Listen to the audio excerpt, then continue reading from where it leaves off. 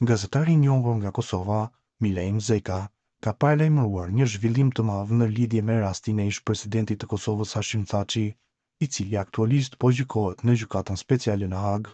Përmes një deklarate dhënë për median Index Online, Zeka ka njoftuar se së shpejti do të bëhet publik një përgjim, i cili sipas tij ka përmbajtje eksplozive që mund të trondit të gjithë procesin gjyqësor ndaj Hashim Thaçit.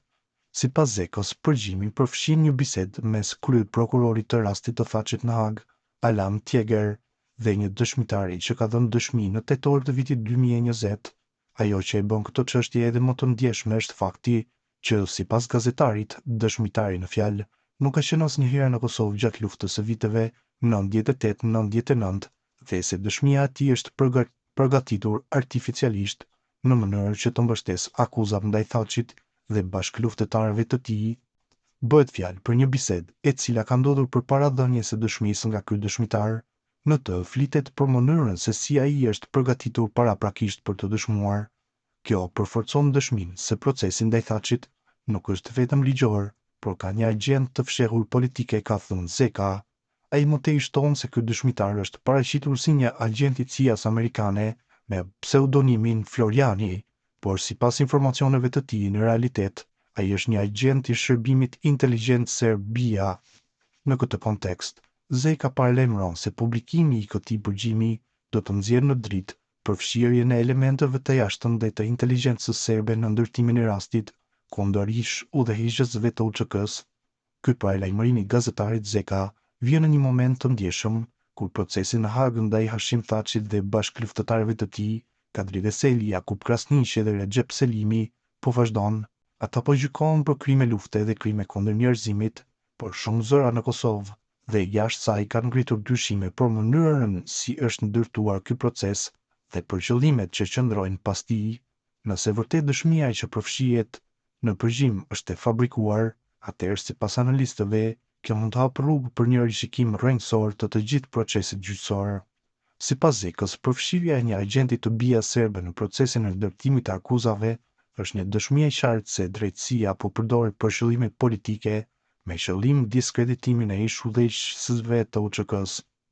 Zeka nuk ka bërë të ditur saktësisht se kur do të bëhet publik përgjimi, por ka paralajmëruar se kjo do të ndodhë së shpejti. Publikimi do të bëhet në një formë që garanton autenticitetin dhe integritetin e materialit. Nuk do të lejojmë që kjo të relativizohet apo të mohohet nga ata që kanë interes ta mbulojnë të vërtetën, ka deklaruar ai. Publiku dhe institucionet e drejtësisë në Kosovë, si dhe mediat ndërkombëtare, pritet të ndjekin me interes të madh zhvillimin e ardhshëm në këtë drejtim.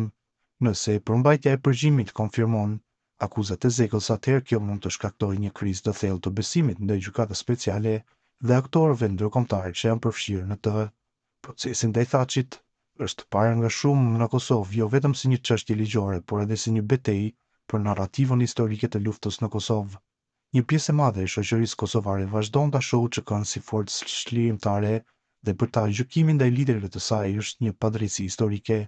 Zeka shprehur më herët se drejtësia nuk duhet të jetë selektive dhe se ata që kanë kryer krimet duhet të përgjigjen, por ka paralajmëruar se gjykata speciale është shndërruar në një instrument që shënjestron vetëm shqiptarët, duke lënë jashtë çdo hetim kërcënimet e forcave serbe.